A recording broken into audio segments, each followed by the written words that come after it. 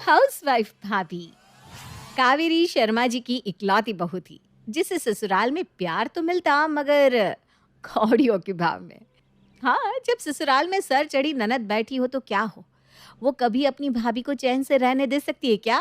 ना ना, बिल्कुल नहीं। ऐसी ही है चंदा। चंदा अपनी भाभी कावेरी को हमेशा परेशान करती रहती। एक दिन की बात है। भाभी जल्दी टिफिन तैयार करो ना यार, ऑफिस के लिए देर हो रही है। दीदी बस 15 मिनट और लगेंगे। आधे घंटे से 15 मिनट 15 मिनट कर रही हो, अभी तक हुए नहीं है आपके 15 मिनट। दीदी भाभी अब ना और कोई एक्सक्यूज मत बनाना, सारा दिन तो घर में बैठी रहती हूँ, थोड़ा जल्दी हाथ चला लोगी तो क्या हो जाएगा। आपकी वजह से आज अगर मैं लेट हो गई ना तो मेरी तो शामत आ जानी है। बॉस हमेशा सर पर तांडव करने के लिए आ जाता है। आपको क्या, आपके तो मज़े ही मज़े हैं। ऐसा नहीं है दीदी, घर में भी बहुत सारे काम होते हैं। आपके पास जुबान चलाने के सिवा और काम भी है क्या? हाँ, बन गया हो टिफिन तो लाओ अब। ये लो दीदी। और चंदा वहां से चली जाती है। वहीं दोपहर के समय, बहू मेरे पैर बहुत दर्द हो रहा है। लाइए मैं मालिश कर देती हूँ। कावेरी अपना सारा काम छोड़कर सास के पैरों की मालिश करती है। 2 घंटे से तू मेरे पैर दबा रही है, लेकिन ये दर्द है कि ठीक होने का नाम ही नहीं ले रहा। एक काम करती हूँ, चंदा को कह देती हूँ आते समय दवाइयाँ ले आएगी। 4:30 हो रहा है, 1.5 घंटे की तो बात है। ठीक है माँ जी। फिर सास चंदा को कॉल करती है। चंदा बेटा, ऑफिस से आते हुए ना दवाई लेते आना, मेरे पैरों में बहुत दर्द है। तो वो भाभी महारानी क्या कर रही हैं? हाँ, काम चोर है, काम चोरी करेगी और क्या। आती हूँ माँ दवाई लेके, अभी काम कर रही हैं ऑफिस में। ठीक है बेटा। बहू अब तो जा, घर का सारा काम निपटा ले। जी माँ जी। जिसके बाद कावेरी किचन में जाके घर का सारा काम निपटा कर हॉल में आती है, जहाँ सास बैठकर टीवी देख रही थी। आजा बैठ, टीवी देख ले, थोड़ा सा रेस्ट कर। सुबह से लगी हुई है, थक गई होगी। नहीं नहीं माँ जी, मैं ठीक हूँ। मैं भी कभी बहू थी, मैं भी ऐसा ही कहा करती थी कि मैं ठीक हूँ, मैं ठीक हूँ, लेकिन मेरा हाल मैं ही जानती थी।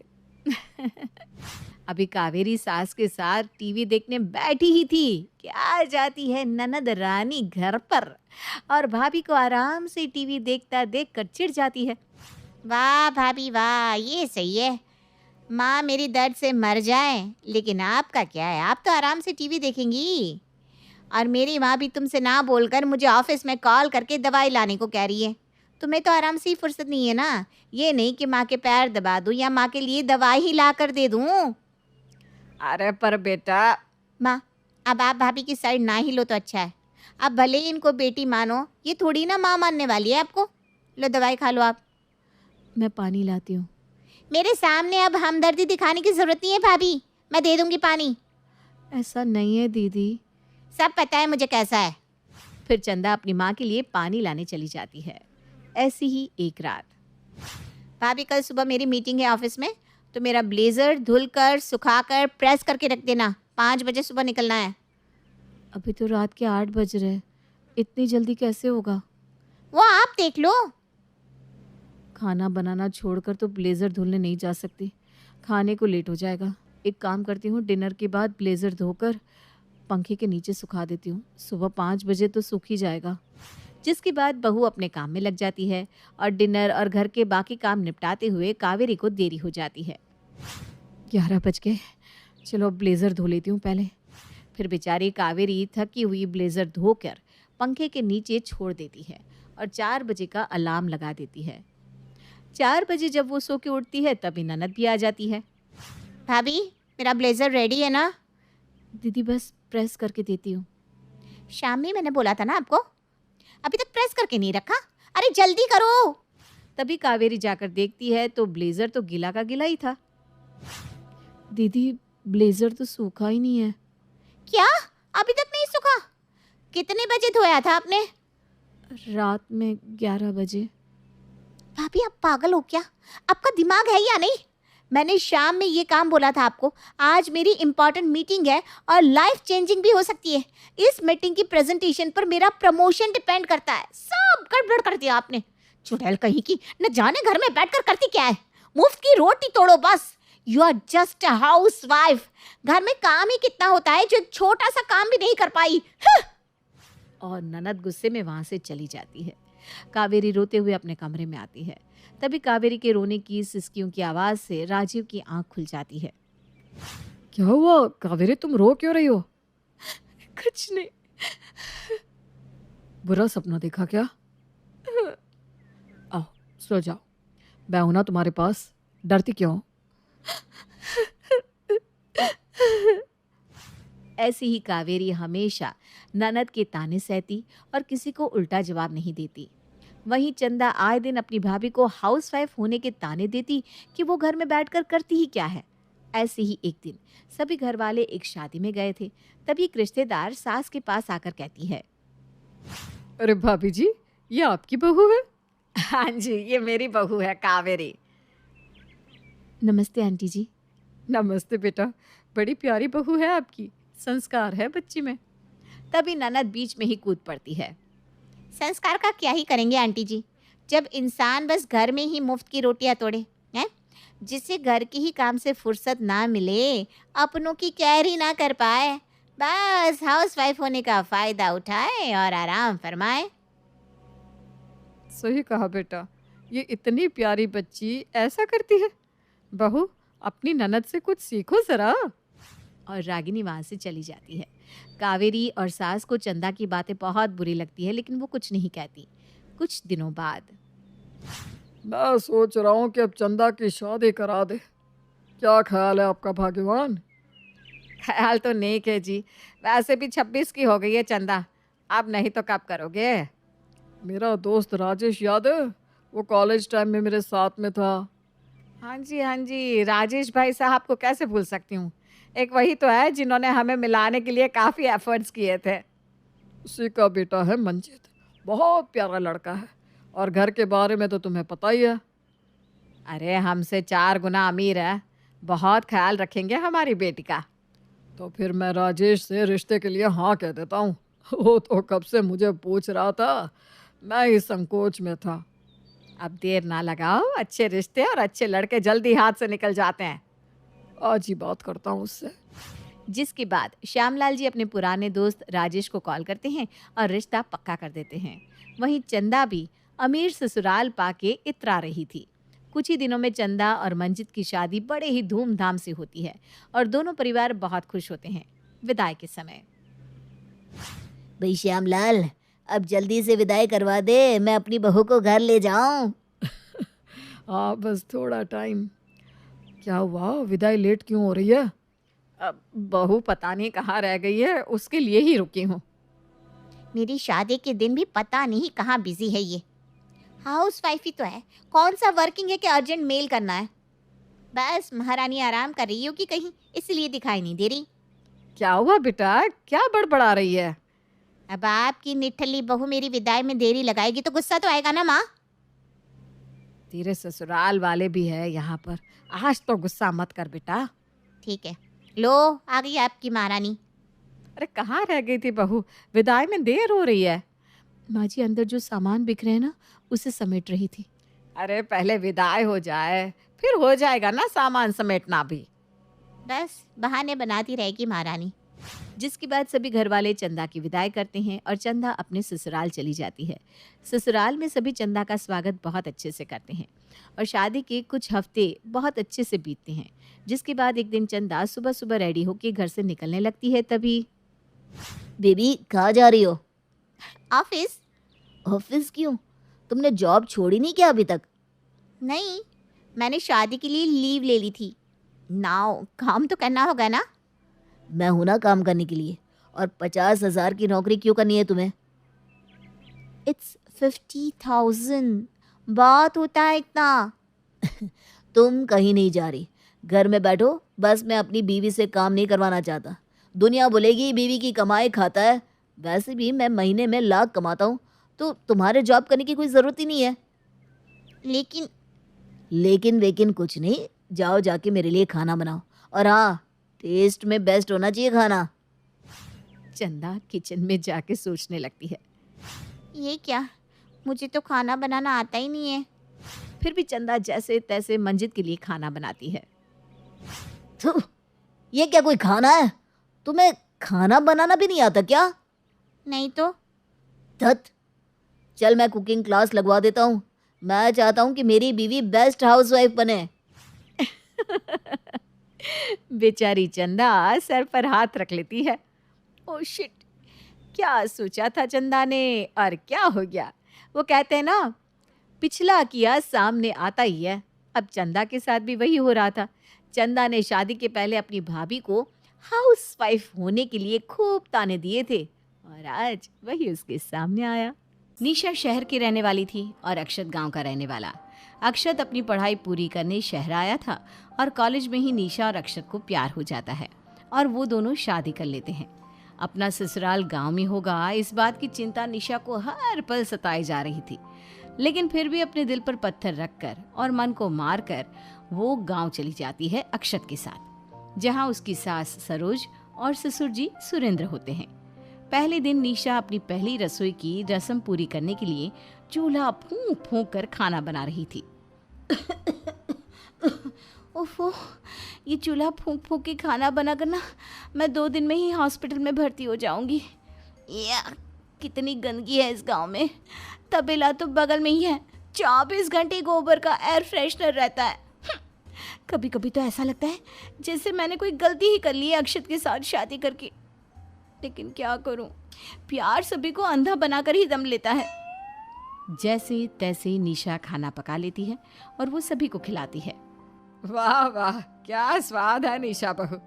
तुम हो तो शहर वाली, लेकिन उसके बावजूद भी इतना अच्छा खाना बना लेती हो। बहुत अच्छे गुण है बेटा तुम में। हाँ बहू, तुमने ये जो खीर बनाई है ना, ये सरोज से भी काफी अच्छी बनाई है। वरना सरोज तो बस दूध और चीनी मिलाने में कंजूसी करती रहती है। अच्छा जी। निशा को गांव में रहने में काफी दिक्कतें आती थी।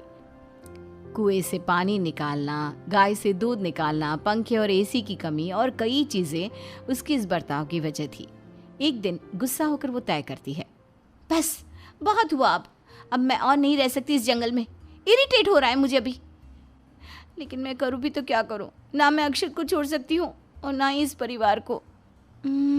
आइडिया, अब यही पैंतरा आजमाना होगा मुझे। वो कहते हैं ना, घी अगर सीधी उंगली से ना निकले तो उंगली टेढ़ी करनी ही पड़ती है। अब मैं इस तरह इन सबको डराऊंगी कि ये सब डर के मारे ये गांव छोड़कर शहर में रहने चलेंगे। मैं अपना पूरा 100% दूंगी इस टास्क में। निशा रात में जब सभी सो जाते हैं तब बाल आगे रख, भूत या मेकअप करके और सफेद साड़ी पहनकर हाथ में मोमबत्ती लिए अपनी सास सरोज के कमरे में आती है। निशा जानबूझकर घुंघरू बजाती है और उन घुंघरू की गूंज से सरोज अचानक से जाग जाती है। जब वो निशा को अपने सामने खड़ी देखती है तो डर के मारे जोर से चिल्लाती है, आह, बचाओ, भूत, भूत। मैं तुम में से किसी को नहीं छोड़ूंगी, एक एक की जान जाएगी। तुम लोगों ने इस घर में रहकर बहुत गलत किया, चले जाओ यहाँ से। ये मेरी जगह है, ये मेरी अमानत है। अगर नहीं गए तो इसका अंजाम मौत से बदतर होगा। सरोज की चीख सुनकर अक्षत और सुरेंद्र वहां भागे दौड़े आते हैं, लेकिन तब तक निशा वहां छुपकर स्प्रे से धुआं फैलाकर चली जाती है ताकि सरोज को लगे कि वो हकीकत में गायब हुई है। क्या हुआ माँ, अब चिल्ला क्यों रही हो इतना? कोई बुरा सपना देखा है क्या आपने? सरोज, ये पूरे कमरे में इतना धुआं कैसे? वो चुड़ैल आई थी, कह रही थी कि ये उसकी जगह है और हमें यहाँ से जाना होगा, वरना उसका अंजाम मौत से भी बदतर होगा। इतना कहकर धुएं के साथ वो अचानक से गायब हो गई।